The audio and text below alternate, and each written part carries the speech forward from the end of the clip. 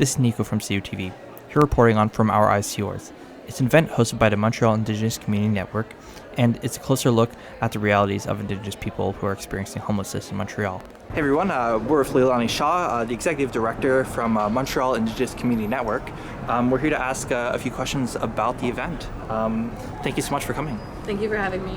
Awesome. So first of all, why do you think this event was important to host? This event is just really important, one, because we're really engaging many of our community partners that work together who don't often have the time to meet with one another in person, so it's really great for them to connect on that level, but also to really come together and talk about important topics such as Indigenous homelessness. So being in person is always the best to have really broad and complex discussions like that. Yeah, of course, it definitely brings the community together to help out for the cause. And would you mind telling me, what is the main issues regarding the homelessness situation in Montreal right now? So, pinpointing one issue is very, very difficult because the premise of, or just homelessness in general, is very, very complex. It's not as simple as putting someone in a house that doesn't make them feel like they're at home. Mm-hmm. So there is a need for more community spaces, as well as culturally safe programming, but also just a general advocacy level to every level of government in order to change policies and make sure that Indigenous people are actually in charge of really important decisions that pertain to them. Yeah, of course, that's something that's very important. And on that topic, actually, do you think reconciliation and reducing homelessness go hand in hand with solving this general problem in Canada? Absolutely. And what we're seeing now is that many organizations are experiencing something called reconciliation fatigue, which is something that we're kind of seeing, and it's that Indigenous people are now the ones responsible for changing systems and showing up at every meeting to do advocacy things, as well as write grants, write proposals, run programs, hire Indigenous staff, oversee clients. So it's a lot of different work that for one person, and also as organizations, we are not the ones responsible for the system and the way it is and how it is broken. But a lot of that responsibility is placed on Indigenous people as well as organizations. So as you mentioned, reconciliation and changing the narrative and the state in which Indigenous people experience homelessness in Montreal definitely go hand in hand. That's definitely something I see that's really important, especially when it comes to a general scope where people see it as a general issue rather than just an individual issue where people suffer every day. Exactly. And what about the politicians? Have they been doing any acts or policies lately that have been helping the situation, or has it been remaining stagnant? Yeah, I think anything when it comes to a policy level, it takes years. It takes years of consistent pushing and consistent pressure on the systems to really hold them accountable. What we have seen in the interim is from our advocacy work, as well as meeting with governments regularly to let them know the situation here in Montreal, they have given the sector some agency when it comes to funding. So today there was an announcement that was $4.6 million that was given from the provincial government to the Indigenous communities here in Montreal. And they also gave us agency to decide how and where that money is going to be spent.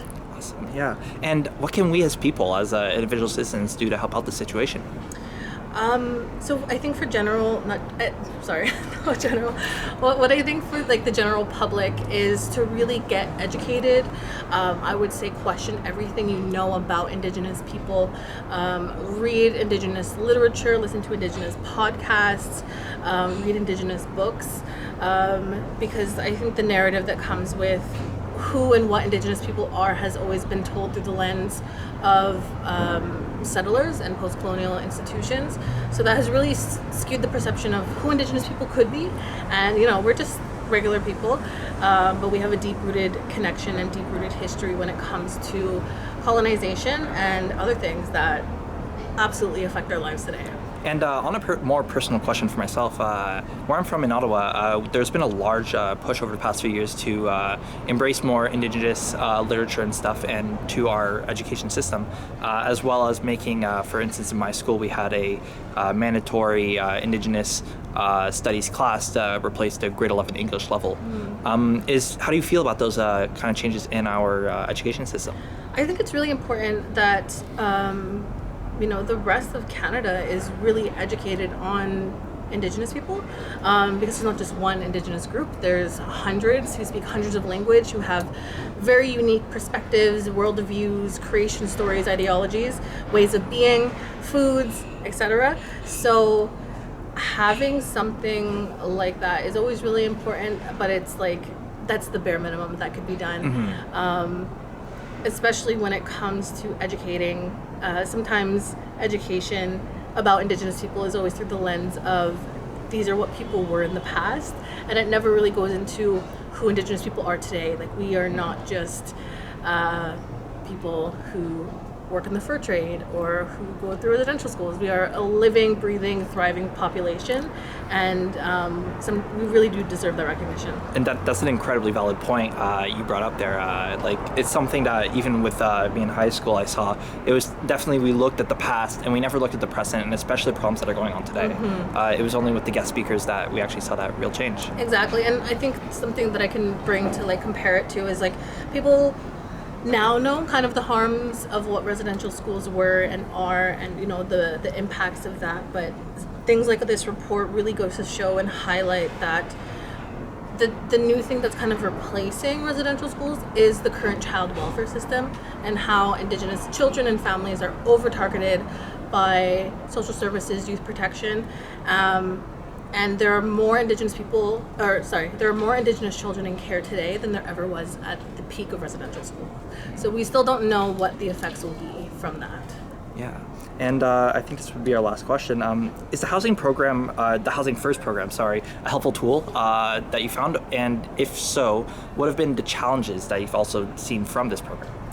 So the Housing First model, I believe it's not really a model that is going to work for our community. I personally don't know enough about it to comprehensively speak about it, but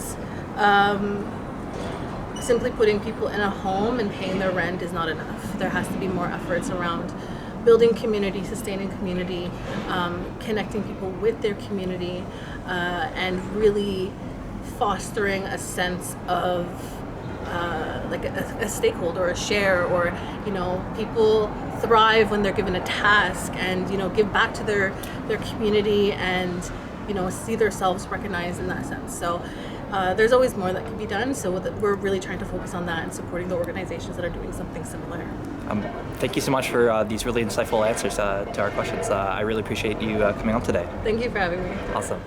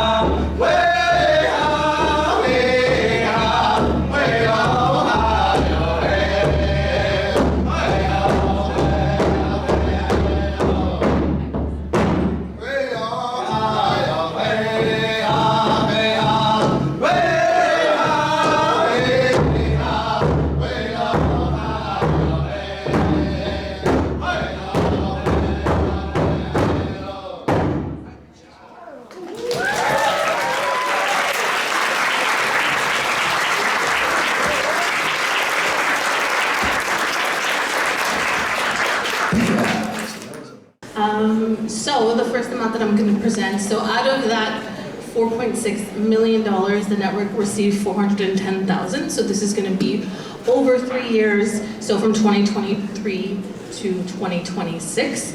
One of the unique things the network does, and I mentioned it briefly, is that we take on the administrative burden that comes with a lot of funding applications and other things. So we coordinated, we helped build a lot of the projects on paper with all the organizations. So that's one aspect. Another aspect of the work that we do is, since we, the network, has a contribution agreement with the government, organizations, our partners that we gave funding to, their reporting requirements are a lot lower. Not necessarily meaning that they are less accountable. If anything, they are more accountable. But it means that heavy reporting requirements for all of the 14 or 13 organizations is a little bit less. And if we can help in that regard, I know it's really appreciated by our partners. We also take on the responsibility of, sometimes even writing the reports for people. We schedule interviews with them and ask them, how did the project go? What are some stats you would like to share? And we physically write it if either they don't have the time or if it's just not a skill that they feel comfortable with. So we try to make reporting as accessible as possible for our partners. One of the other, so that's coordination of funding as well as distribution of funding. One of the projects that we did over the past year and the past 2 years was something called the mobile clinics. So this was a clinic that we held in different organizations where we bring all the different ministries under one house. So community members can access things like RAMQ, SIN, their SIN card, their status card, and do their taxes. A lot of different things that's really, really, really important, even birth certificates. So we pay for all of that. I know there is a cost associated, so we make sure we pay and that people just show up, they fill out what they need to, and then their things can get mailed to them. So we know it's like a really big burden to do and to have to do on your own, especially if you have to go to the Service Canada by themselves as an Indigenous person. We know that isn't the most comfortable. So if they can go to the Friendship Center or Native Montreal or other organizations, that's a friendlier place that they know well, and I know that they really appreciate it. So since then, our plan is to transfer that to the First Nations Human Resources Development Commission of Quebec, FNHRDCQ. And then overall for the next year or so, we're going to be really focusing on supporting the capacity building of Indigenous organizations. What does that look like? What does governance models look like? The idea is to support organizations where they are now and where they want to be in the next 5 or 10 years. So, very easy work that we're doing over the next 3 years, but we're very happy to be able to continue the work that we're doing. Wuli gizi basque psidewen, neltli was chigaga punaps na jinto, wolasto gel nel, naga kchuli wan cho psidewen eo dated, api jig nagaskita big, naga klazi koben. My name is Terry Young, and I'm the executive director, the newly executive director for the Native Friendship Center of Montreal since November. And I am supposed to be presenting today on the medical clinic and for the treatment center. Unfortunately for the treatment center, we haven't really moved enough on it yet to give an update.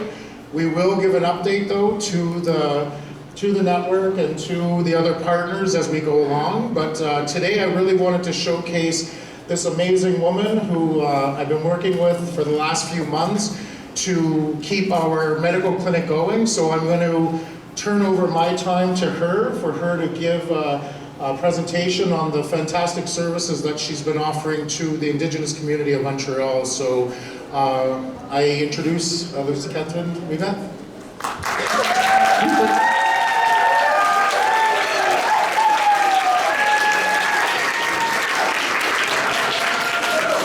I feel like I'm doing a TED Talk right now. First of all, I would like to have 3 people that I asked to come up with me. 3 important persons.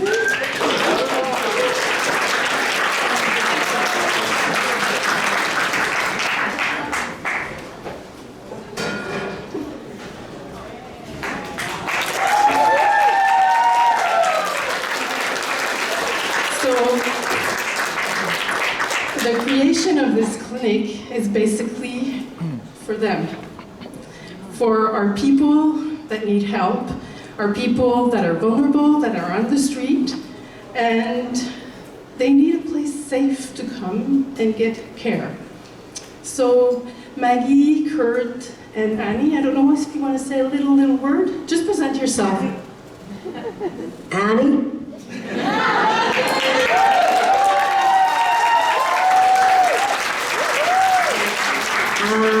Hi, I'm Annie from Nunavut. I've been here like 24 years now. I've been barred first time many times, but she's really good nurse and she's helping a lot. She's helping all in Inuit Nation and Native too. Thank you, and she's so nice.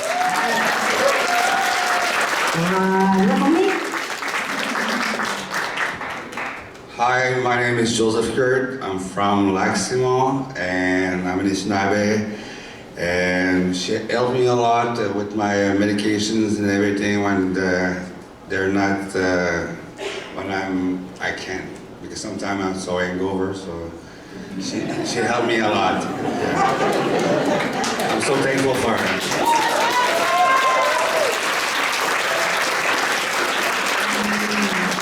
Hello, my name is Maggie from Stisby, and we got a lot of support from her, from medicals and appointments, and thank you.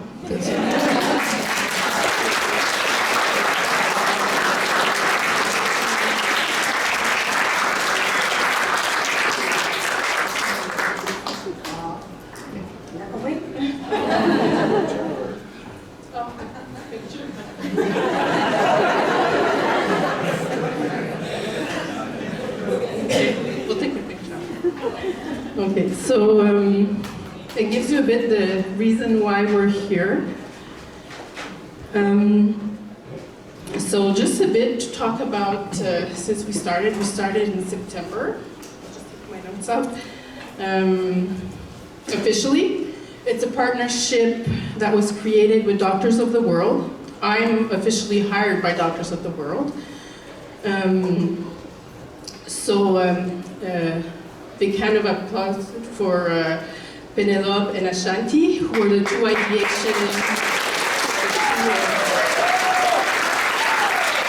two strong women that were at the start of this idea. And it's important to remind ourselves that it's been ongoing work for many months right now. And so we're still working really hard to get things organized, and it's still an ongoing job. We have a trajectory directly with the CHUM for detox, thanks to Stéphanie Marsan, that's just here.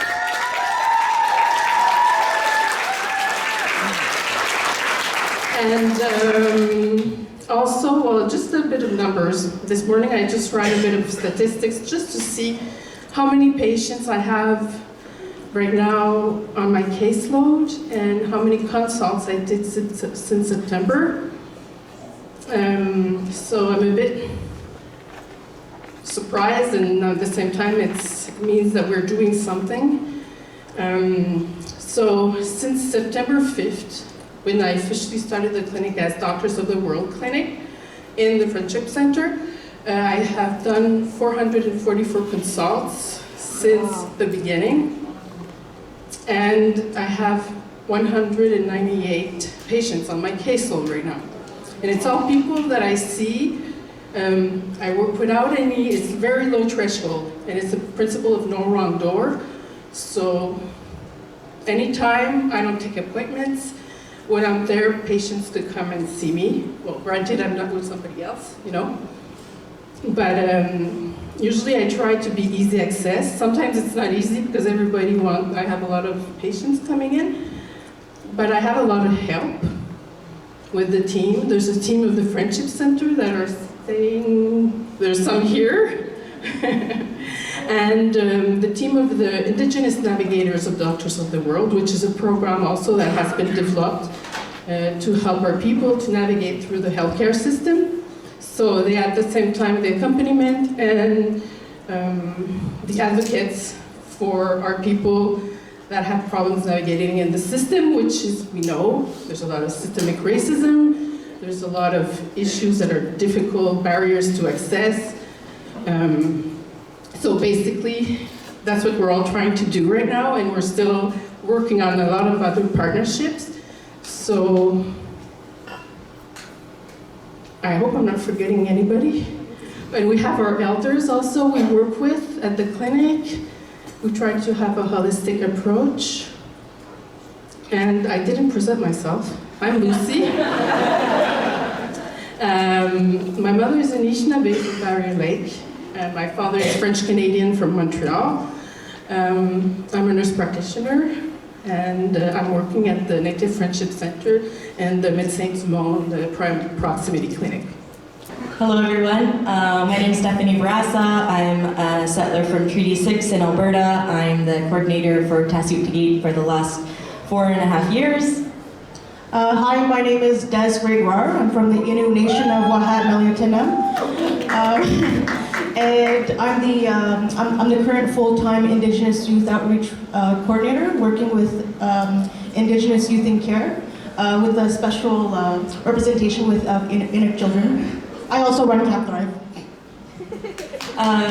So here today we're being funded by this initiative for Des's project Camp Thrive. Before she talks about that, I'll just share a little bit about the history of our organization. Actually, first of all, I want to say thank you to the network for having us, for all the work that's gone into this report, and to the community funding initiative. It's super appreciated. So Tassut is an association that has existed since the early 1990s. It was created in response to 2 Inuit children in the early 90s who were brought down south for medical treatment that could be taken care of in the north. Since the 90s, the number of Indigenous children, and specifically Inuit children in the child welfare system, has continued to grow. And our organization has responded by offering culturally relevant programming to the kids, doing outreach to the non-Indigenous foster parents who are taking care of them, and to try and equip the families to have the tools for cultural safety in the home. So we do a number of different types of programs. We have family picnics, we have support groups for the parents, allyship trainings for the non-Indigenous parents, and we really work to keep the kids connected to their communities. Every child in the foster care system has to have a cultural plan, but the cultural plan is often not respected by the social workers, or it's just not complete without the connection to community and without the people that are going to make a difference in the child's life. So I think everybody in this room can agree that the child welfare system needs to be reformed. But until that happens, we're continuing to offer services to the kids who are in care. Today in our membership, we have over 180 member families, at least 140 children and around 60 youth. And we have a number of our youth who are now who have grown up and who are working in the community and starting initiatives of their own. So I'm really proud to be supporting Des's project, and I'll let her tell you a little bit more about it.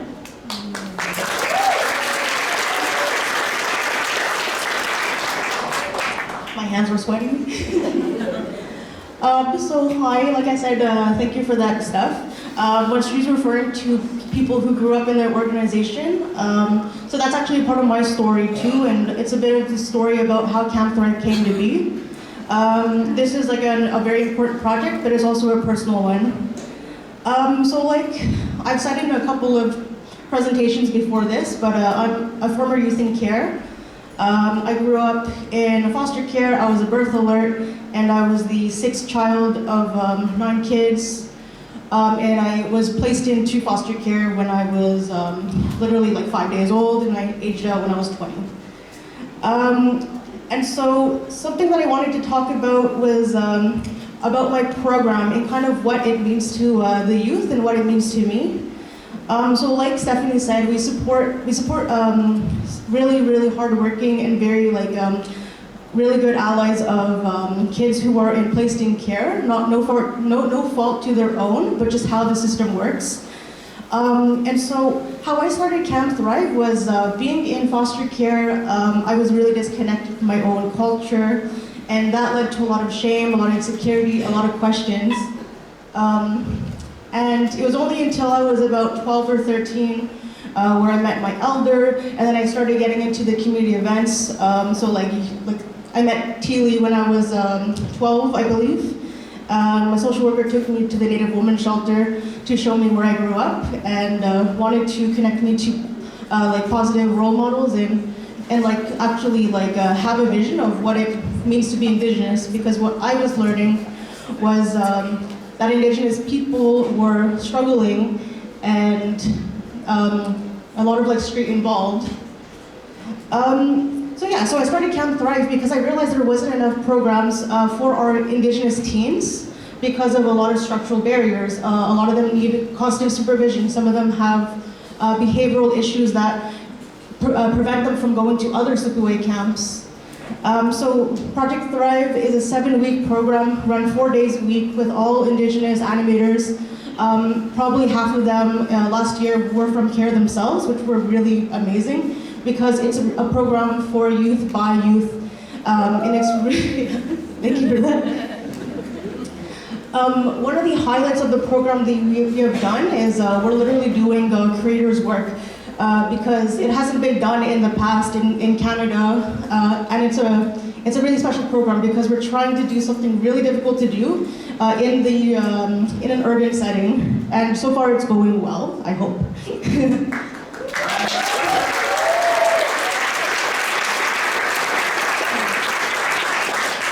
So one of the highlights of the program is we're building partnerships and relationships with not just our youth in care, but also the social workers, the program managers, and so we're really trying to create a collaborative team where we actually meet the needs and interests of the youth.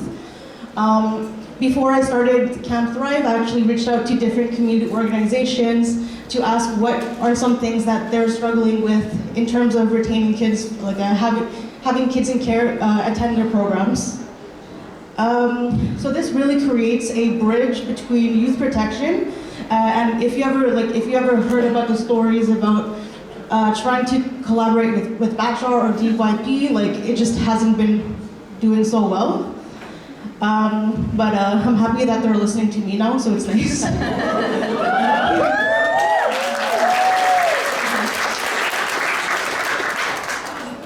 And then one thing that I really enjoy doing, and I hope we continue providing services to youth in care, but what's really important about this project is that we meet the kids when they're in care. We try to work around all the barriers that they may have. We try to make it tailored to their needs, to their realities. And so we're very youth oriented. But the thing is because youth in care deserve so much, they deserve long-term relationships, they deserve stability, they deserve consistent people that show up day after day, and so we continue to provide services such as youth animation all year round, and then we did a March break camp, and then I'm doing a summer camp.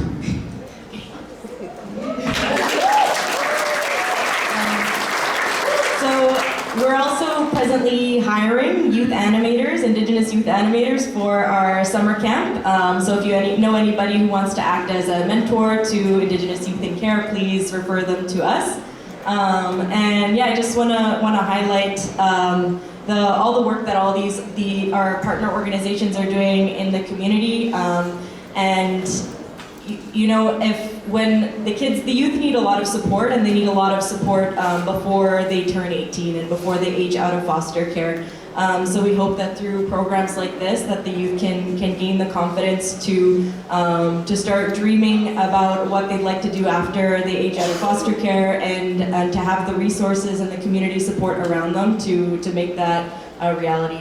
And I also want to invite any of you that are community members who would like to, if you have anything that you'd like to share with the kids in care, a workshop, you know, whatever it might be, if you'd like to come to our events, please reach out, and you'd be more than welcome to come and to be in touch with all those kids.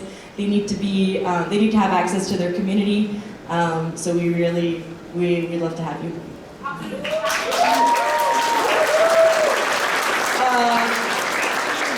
I guess I don't have any contact information there, but I have business cards, so come and see us after. Thank you, Shaneshkamutu. My name is Carolyn Stone. I'm a beneficiary of the James Bay Northern Quebec Agreement. My family is from Inukjuak in Nunavik. I'm the co-lead for the Havavik Inuit Family and Community Health Center, the first Inuit-specific health care center in southern Quebec. We have lots of projects that we started. We've only been incorporated for about 2 years. We got our administrative offices about a year ago, and now we have secured a second location where our clinic is.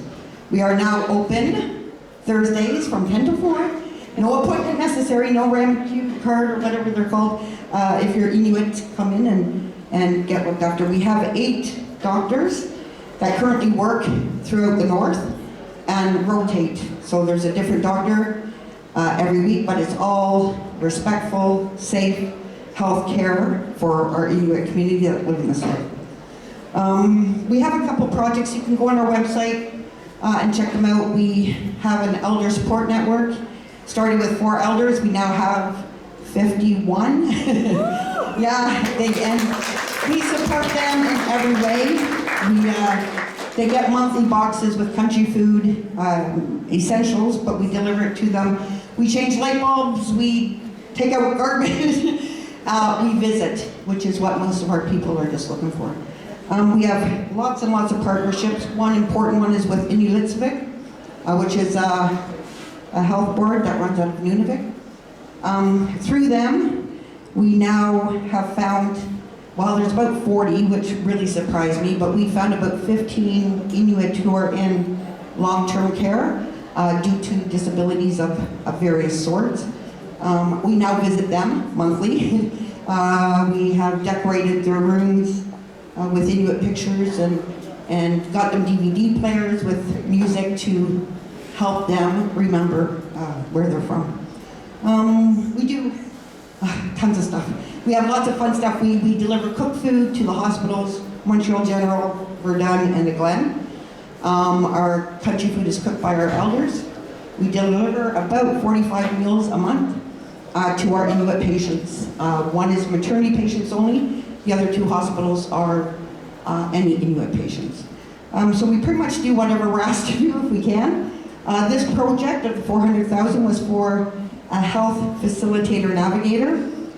This is really specific to the health services that we offer. Follow-up appointments. And this project has taken off. The need is so great we can't keep up. We've hired a project manager, who you all know, Nina. I said she's like a movie star here, I just follow her around. She'll be running the group from our new office, or our new office space located at the Queen Elizabeth Health Clinic. And she will advocate for our patients. She makes connections with all the doctors and the hospitals, and in order to make sure that we're informed when there's somebody or something going on in this city that reflects the way our Inuit are being treated. That being said, I'm going to let Nina take over, and she can explain more about what she does. Thank you. Thank you, Taylor.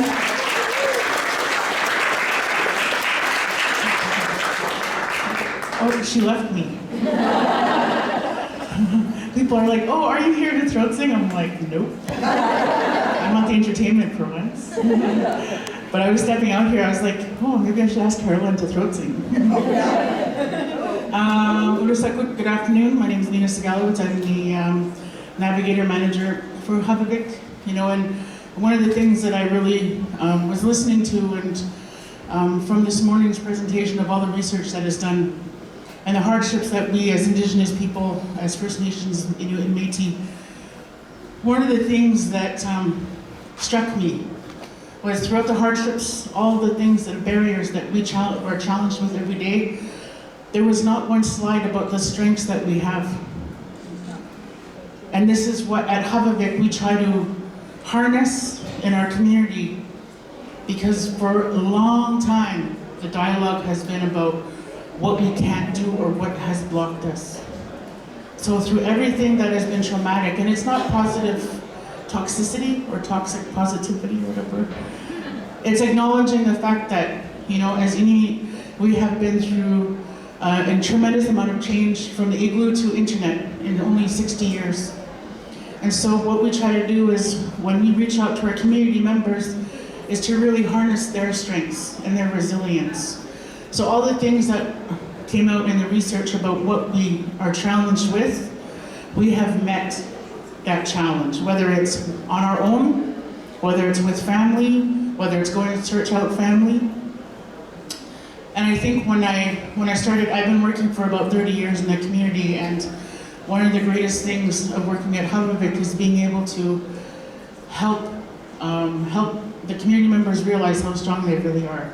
So even when my job is to really accompany people through their health journey, whether it's mental health, oncology health, physical, mental, emotional. But what I try to do is, I don't try to do for them, because that's been done for way too long. You know, that's what I think anyways. And so I try to show them, you know, when I go to meetings, when I go to appointments. Thank you for that clap, by the way. I heard that. I'm like,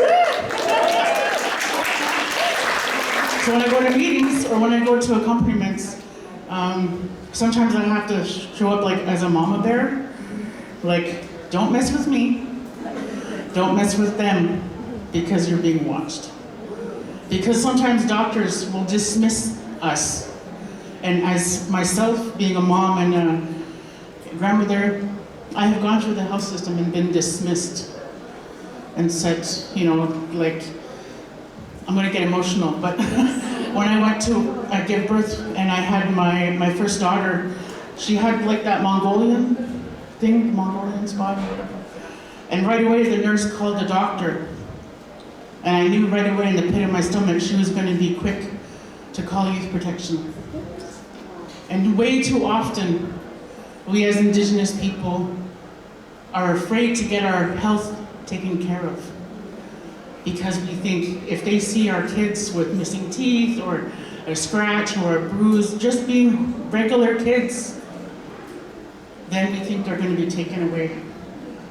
And my job is to make sure that the mothers and fathers who bring their kids or themselves to the doctors or simple checkup, blood test, they don't face that. So that's the work that I do with the patients. But I also show them that this is how you can speak when you reach the doctor. These are your rights. So that, yes, eventually I want to be out of a job because I don't want them to be needed. I don't want to be needed. But my other part of my job is to teach those who are giving us health services that the history of intergenerational trauma is important. Not because we're special, not because we're, oh, look at them, they're so poor, or it's to make them understand that the reason why we have a mistrust is historically based. That